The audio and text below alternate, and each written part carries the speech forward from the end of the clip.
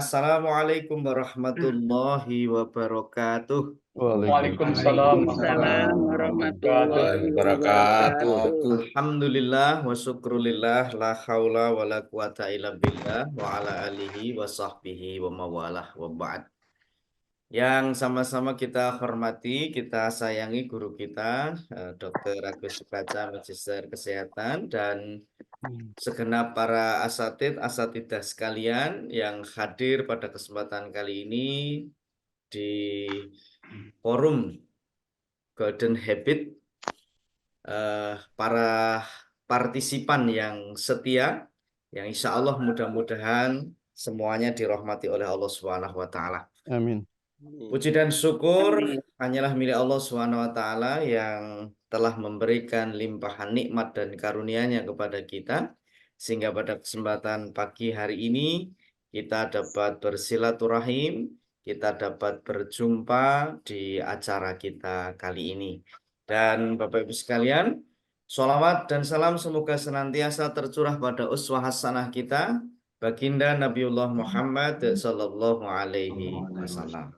Allahumma sholli Muhammad. Segenap partisipan Golden Habit rahimakumullah, pagi hari ini kita akan bersama-sama mendengarkan kajian dari Ustadz kita Dr. Agus Sukaca di episode yang 140 dengan seri berpikir positif.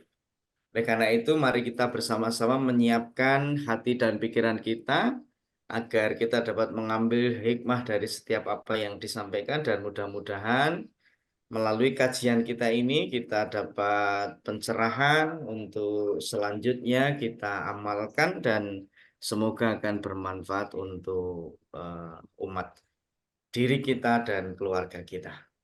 Mari Bapak dan Ibu, tidak berlama-lama kita awali dan kita mulai kajian pada kesempatan pagi hari ini dengan membaca Bismillahirrahmanirrahim. Bismillahirrahmanirrahim. Terima kasih, dan kepada Dr. Agus Sukaca disilahkan, monggo Dokter.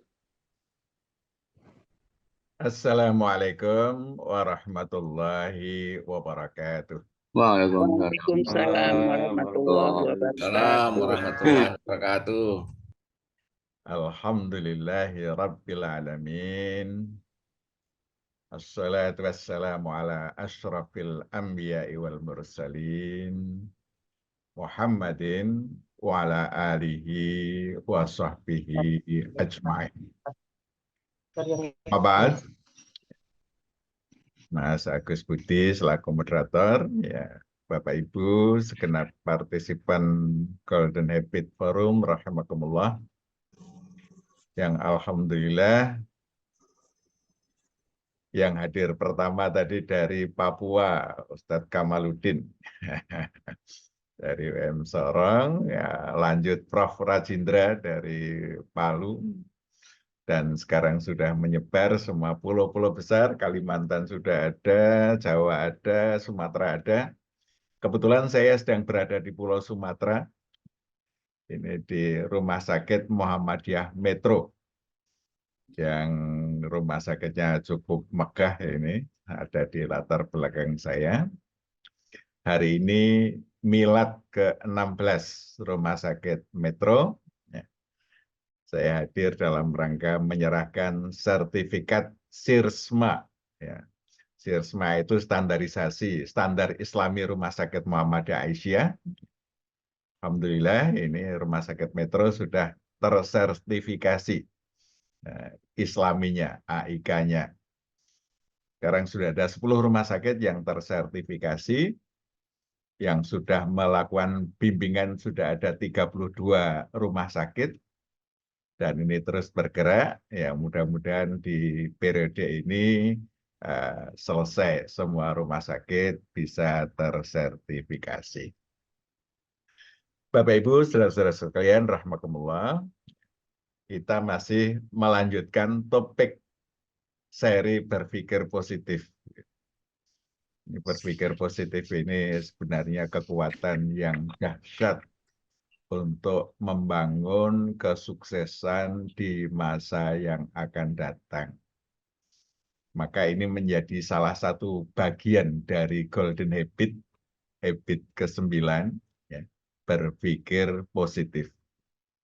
Kita sudah 2 kali mengkaji tentang berpikir positif, terutama tentang kekuatan pikiran. Pikiran mempunyai kekuatan yang sangat luar biasa sekali. Nah,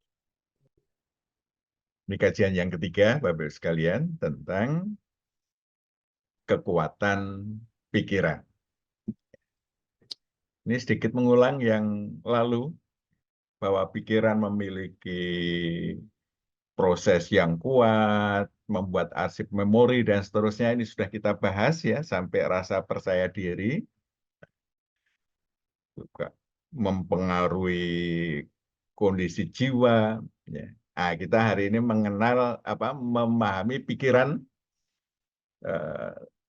melampaui batas waktu, tidak mengenal jarak, tidak mengenal waktu, menambah dan mengurangi energi, serta melahirkan kebiasaan. Nah, mari kita satu-satu. Pikiran melampaui batas waktu. Nah, Bapak sekalian, ya, pikiran itu tidak terikat oleh waktu. Waktu sekarang kita berada, kita dapat menjelajahi masa lalu, sekarang, dan masa yang akan datang. Itu luar biasanya pikiran ya. Jadi kita bisa membayangkan masa lalu, kita bisa membayangkan masa kecil kita, masa anak-anak kita yang masih termemorize dengan baik, masa remaja kita, masa awal pernikahan, masa-masa selanjutnya itu bisa kita putar ulang. Sekarang kita bisa mendisplaykan masa-masa yang lalu. Kalau yang sekarang jelas ya, kita sedang berada di dalam masa sekarang. Yang masa depan pun kita juga bisa membuat forecast, perkiraan-perkiraan, rencana-rencana apa yang mau kita alami di masa depan. Dan itu bisa tergambar dengan sangat jelas di dalam pikiran kita. Jadi bisa menjelajahi masa. Orang banyak menemukan temuan-temuan istimewa itu karena mampu menjelajahi masa datang. Membayangkan apa yang akan terjadi di masa datang, kemudian apa? Kemudian orang berbuat sesuatu untuk mewujudkannya. Jadi pikiran kita itu tidak dibatasi oleh masa. Bisa berpikir masa lalu, masa sekarang, dan masa yang akan datang. Bisa juga memikirkan pengalaman masa pahit, ya, pengalaman pahit di masa lalu. Nah, kalau yang kita pikirkan adalah pengalaman pahit masa lalu, biasanya akan membawa perasaan pahit juga saat ini. Coba diingat-ingat ya, pengalaman-pengalaman pahit apa saja yang pernah kita alami, kita replay, kita putar ulang di dalam pikiran kita. Itu juga akan membawa suasana menjadi suasana seperti waktu pahit dulu, waktu tidak nyaman. Mungkin ada kisah-kisah yang membuat hati tidak nyaman, kisah-kisah sedih, kisah-kisah ketika kita mengalami masa-masa sulit, ya. Kita putar ulang, ya. Itu akan membawa pada perasaan saat ini. Sebaliknya, memikirkan hal-hal positif yang kita alami masa lalu juga akan membawa suasana sekarang yang positif. Demikian juga kalau kita memikirkan kesuksesan di masa depan, kita membayangkan kita adalah seorang yang sukses, punya prestasi luar biasa, ya, yang itu kemudian kita jadikan menjadi impian kita. itu juga akan memberikan semangat yang luar biasa. Yang itu nanti akan memberikan energi buat kita.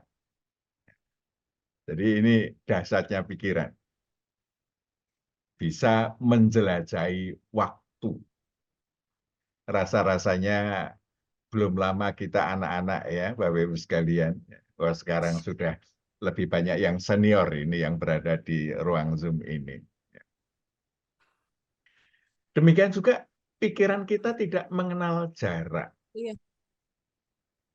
Dengan tetap Amin. berada di tempat kita masing-masing, kita dapat memikirkan sesuatu yang berada di berbagai tempat di dunia. Kita bisa memikirkan di Mesir, mungkin kita punya pengalaman di Mesir. Kita punya pengalaman di Masjidil Haram di Mekah, di Saudi Arabia. Kita bisa membayangkan seakan-akan kita sedang berada di sana. Mungkin ada yang memikirkan Jepang, Eropa, Amerika, Australia, dan lain sebagainya. Apalagi kita punya pengalaman ke sana, kita bisa membawa pikiran kita ke negeri-negeri yang jauh di seberang pada saat yang sama. Apalagi sekarang ini dengan kemajuan teknologi, kita bisa menjelajahi berbagai negeri hanya dengan pikiran. Nah, kita punya laptop, punya HP, sekarang ada YouTube, kita putar tentang apa, tentang keadaan di negeri lain. Nah, kita bisa langsung menjelajah di situ. Jadi, pikiran kita tidak mengenal jarak. Pikiran juga menambah atau mengurangi energi. Jadi apa yang kita pikirkan itu bisa meningkatkan energi kita, bisa juga mengurangi energi kita. Nah, energi positif tingkat tinggi ini terjadi ketika kita punya impian, tahu alasannya mengapa kita punya impian itu, tahu kapan mewujudkannya, tahu cara mencapainya, ini akan memberikan energi positif yang sangat tinggi. Maka impian ini menjadi salah satu faktor yang menentukan kesuksesan seseorang.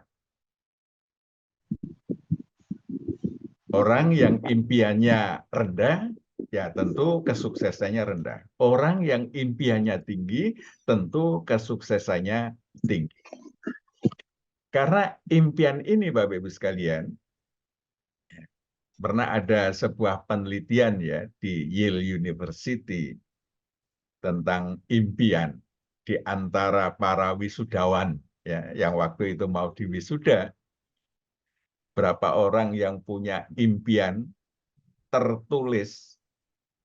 Ternyata dari penelitian itu hanya kurang lebih 3% yang mempunyai impian tertulis.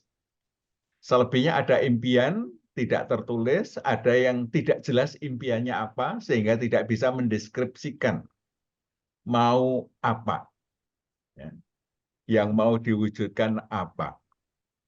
Ternyata yang mempunyai impian tertulis, itu 20 tahun kemudian diteliti, itu tingkat kesuksesannya luar biasa. Jadi karena di Amerika indikatornya indikator yang bersifat material, ternyata 3% yang mempunyai impian tertulis itu dia memiliki kekayaan meliputi lebih dari 60% total kekayaan dari semua wisudawan. Bayangkan 3% itu menguasai 60% lebih aset dari total aset yang dimiliki oleh para wisudawan. Ini menunjukkan bahwa orang yang mempunyai impian yang jelas, tertulis, itu akan memberikan energi positif tingkat tinggi, sehingga kesuksesannya itu luar biasa. Dia akan melampaui. Maka sebenarnya kita mendidik anak-anak kita, ya mendidik generasi kita, itu bagaimana mereka punya impian. Dan impian itu Bapak Ibu sekalian ya, ini akan memberikan kekuatan, mengaktifkan di bagian otak kita itu ada namanya reticuloactive system. Nah, ketika reticuloactive system atau RAS itu aktif, maka dia akan mempengaruhi semua sistem tubuh, ya sistem hormonalnya, ya sistem syarafnya, ya semua sistem itu untuk apa? Untuk aktif, menggerakkan, menuju kepada impiannya itu. Nah, ini dahsyatnya kalau kita punya impian. Maka ya, impian ini akan memberikan energi positif tingkat tinggi. Nah, sebaliknya ada energi negatif tingkat tinggi. Apa itu? Ketika marah. Ya. Ini marah itu memberikan energi negatif tingkat tinggi. Di situ jantung berdegup kencang, nafas tersengal-sengal, ya. Dan orang yang marah itu siap menyerang orang yang membuat marah. Ya. Ini juga energi tingkat tinggi. Ini energi negatif, ya, tingkat tinggi. Maka kita dituntunkan oleh Rasulullah SAW untuk bisa memanage marah ini dengan sebaik-baiknya, sehingga kita turunkan energi negatifnya. Dengan apa? Kalau kamu sedang marah, diam, berwuduklah. Nah, ada proses wudhu, ya.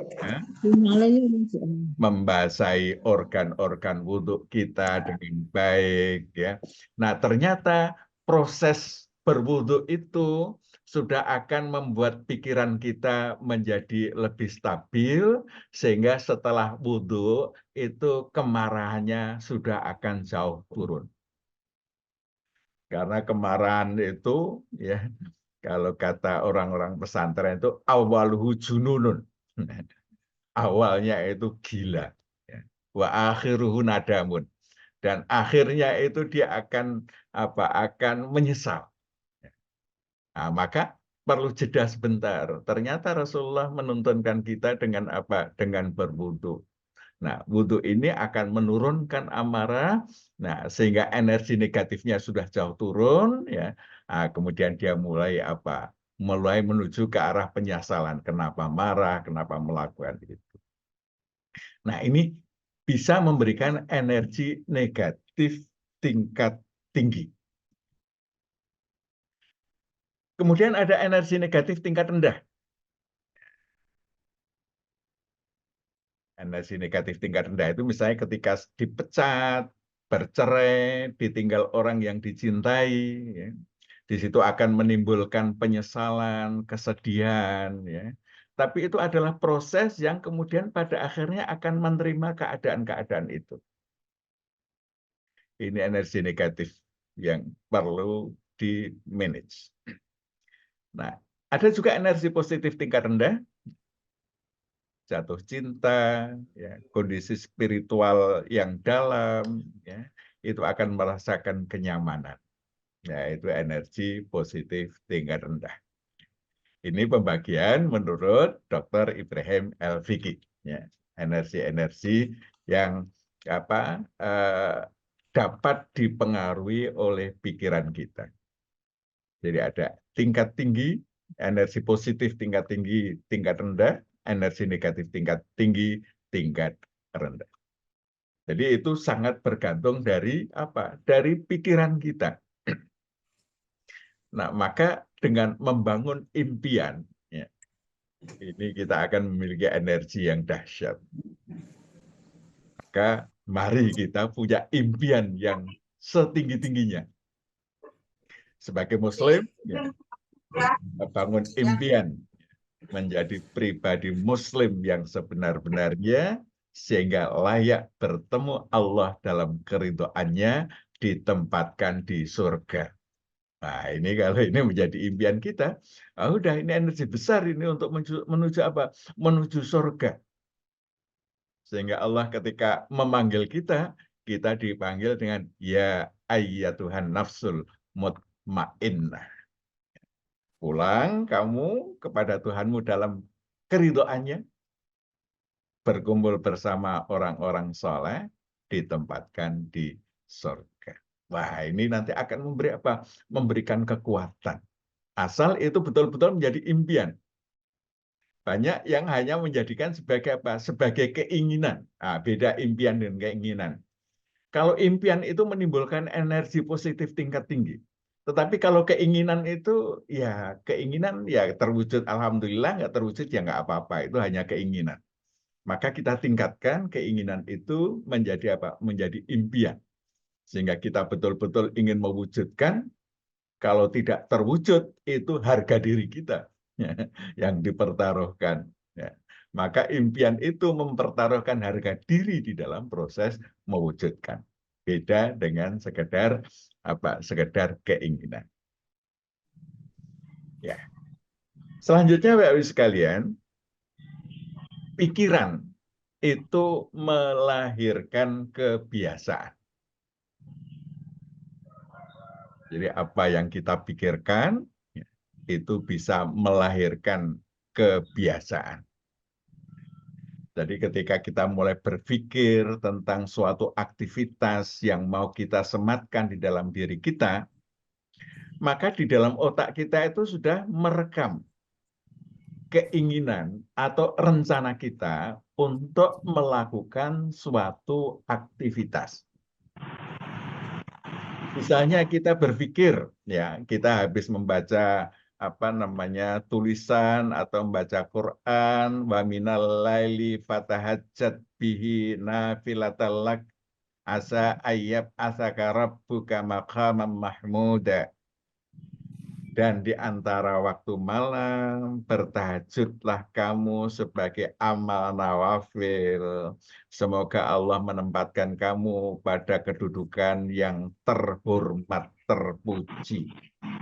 Nah, baca itu mungkin di dalam otak kita sudah ada pikiran, ya, pikiran. Wah, ini kalau kita bangun malam, kita akan terpuji di hadapan Allah Subhanahu wa taala.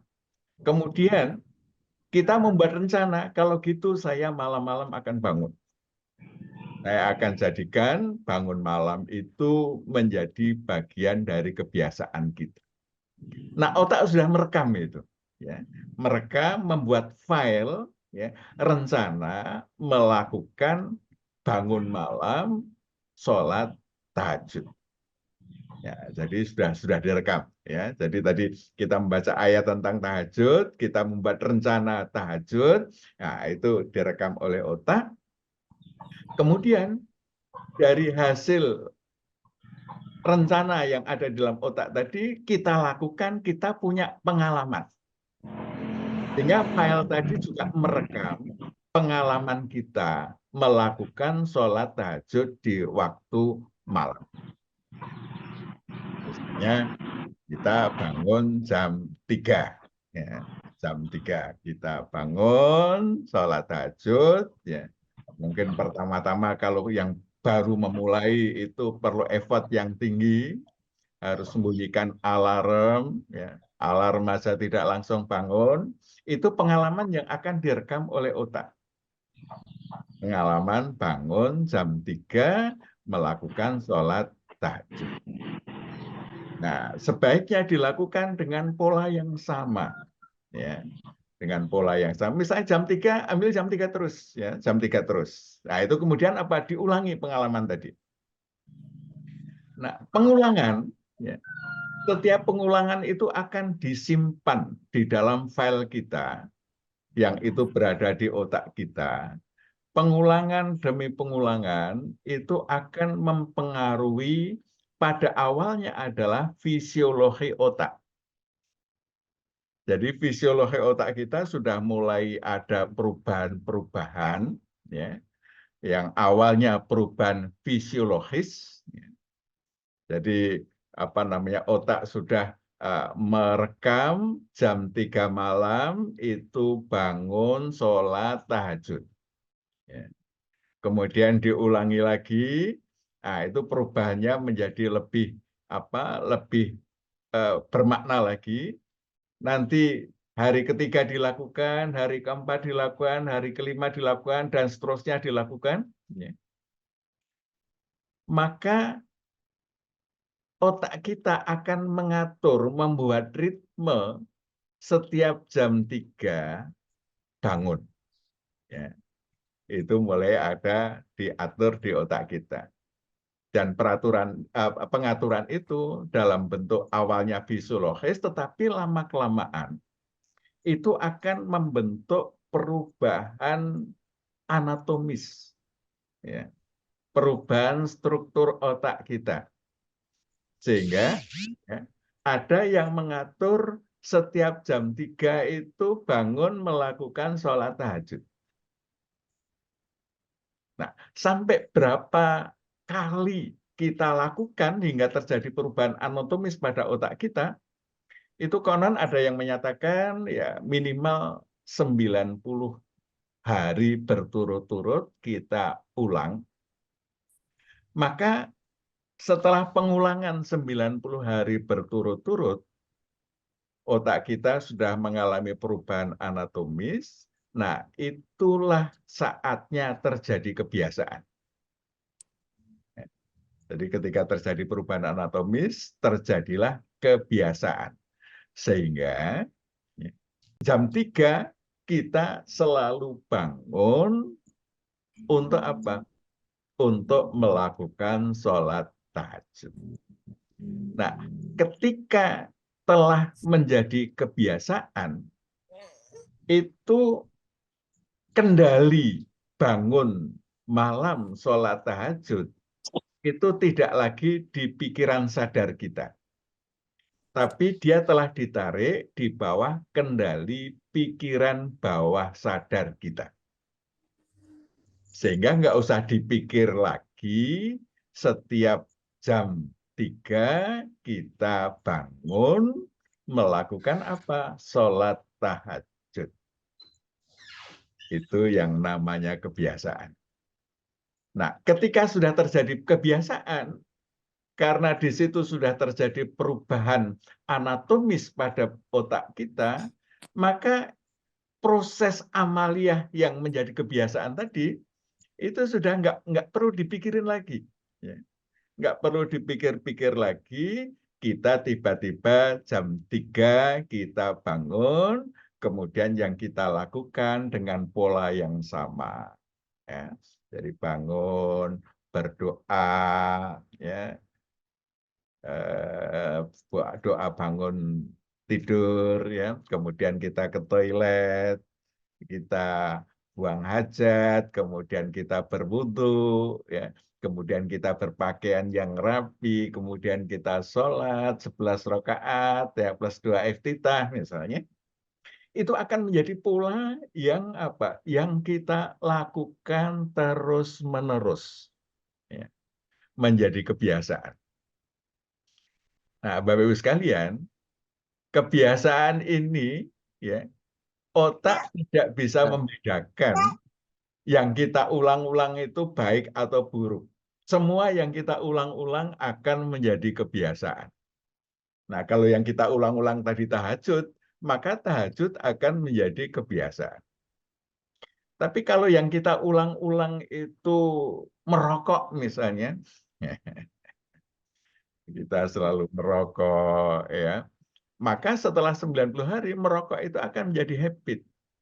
Nah, ketika menjadi habit, sulit untuk meninggalkannya. Sudah biasa merokok, sulit meninggalkan merokok. Sudah biasa tahajud, sulit untuk meninggalkan tahajud.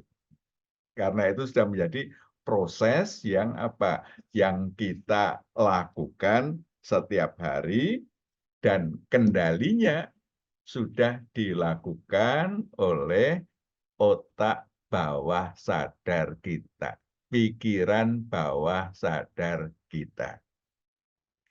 Maka sebenarnya yang perlu kita lakukan adalah membangun kebiasaan-kebiasaan. Mari kita teliti apa yang kita lakukan selama 24 jam. Itu sebagian besarnya adalah kebiasaan. Kita lakukan berulang-ulang. Jadi kalau kita nilai dari aktivitas harian kita, maka sebagian besarnya adalah aktivitas yang kita ulang-ulang tiap hari.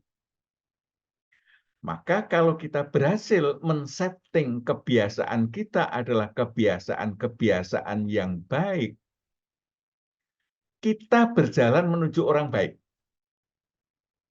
Tetapi kalau kita membiarkan kebiasaan-kebiasaan kita adalah kebiasaan-kebiasaan buruk, maka sebenarnya kita men-setting untuk menjadi orang buruk. Maka membangun kebiasaan ini sebenarnya adalah apa? Pilihan. Jadi kalau di antara 24 jam itu kebiasaan yang kita lakukan adalah kebiasaan-kebiasaan baik, maka kita berjalan menuju baik. Tetapi kalau kita membiarkan diri dengan kebiasaan-kebiasaan tidak baik, bisa kita lihat masa depan kita tidak baik. Orang berada dalam lingkungan yang malas-malas, ya. Bangun sudah mendekati matahari terbit, ya. Dan itu berlaku terus. Waduh, merubahnya sulit betul itu. Karena kebiasaan.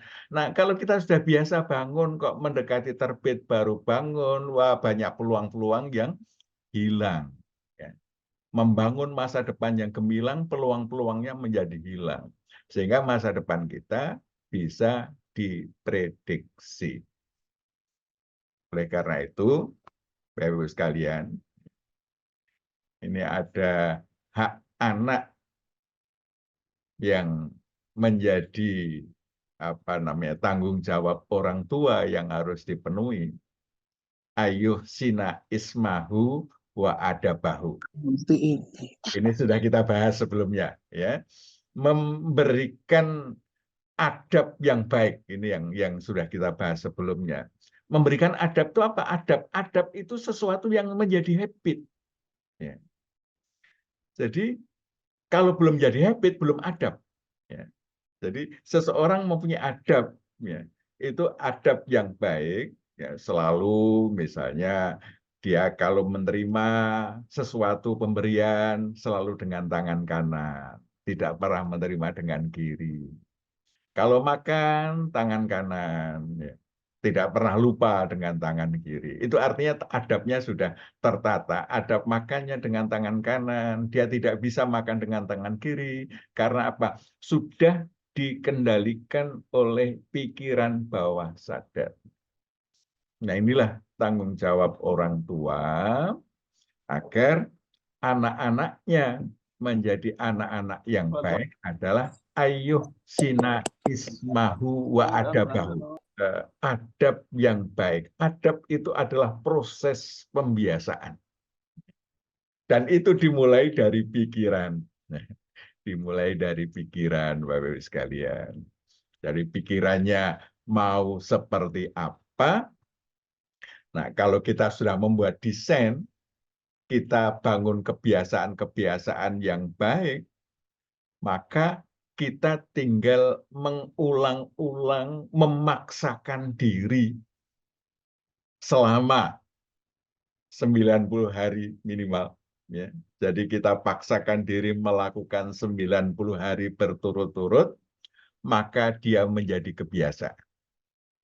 Ketika telah menjadi kebiasaan, nah ini akan menjadi apa? Akan menjadi amaliyah sepanjang hayat. Saya pernah membaca buku judulnya Sang Penakluk Malam. Ternyata di dalam buku itu menceritakan orang-orang yang selalu bangun tahajud di waktu malam. Ternyata di situ kuncinya adalah 90 hari memaksakan diri, nanti akan menjadi kebiasaan sepanjang hayat. Jadi 90 hari dibandingkan dengan usia kita itu pendek, Bapak Ibu sekalian. Jadi kalau kita berhasil ya, memaksakan diri 90 hari berbuat baik berulang-ulang, ya, melakukan amalia baik berulang-ulang, maka yang kita berhasil mengamalkan 90 kali berulang-ulang tadi akan menjadi amalia sepanjang hayat.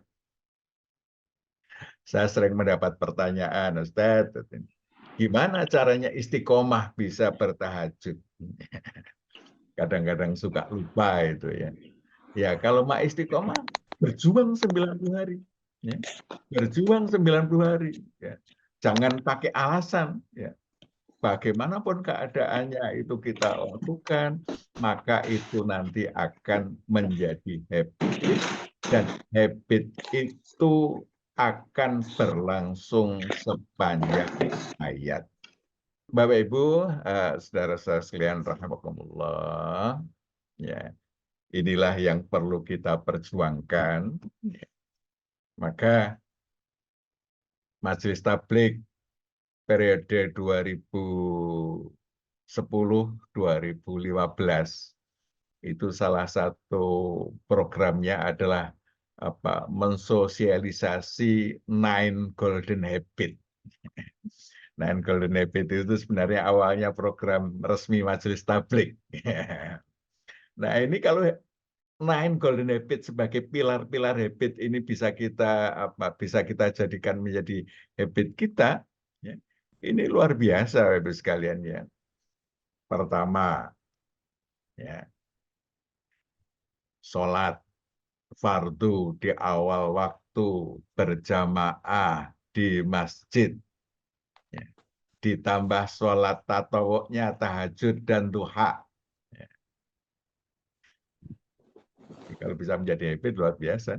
Ya. Yang kedua, puasa sunnah. Kalau wajib pasti ya, sunnahnya mau milih Senin Kemis, Ayamul Bid, atau Daud. Yang ketiga, membiasakan zakat infak sedekah. Yang keempat, ya, beradab Islami. Yang kelima, membaca Al-Quran setiap hari, khatam minimal sekali sebulan. Yang keenam, membaca buku minimal 60 menit sehari. Yang ketujuh, mengikuti taklim seperti ini, pengajian. Kemudian yang kedelapan, selalu berdakwah, berorganisasi. 9, berpikir positif. Nah, kalau habit ini bisa kita sematkan, ya, tadi dalam proses berpikir seperti itu, kita sudah punya pikiran 9 Golden Habit, dan itu kemudian kita ulang-ulang, insya Allah kita akan membangun kesuksesan di masa yang akan datang. Demikian Bapak Ibu sekalian, ya. Mudah-mudahan ya, kita bisa punya pikiran untuk membangun habit, ya, membangun kebiasaan, karena itu dimulai dari pikiran yang baik-baik. Hadanallahu aikum ajma'in, asrarunallahu fatun karib. Assalamualaikum warahmatullahi wabarakatuh.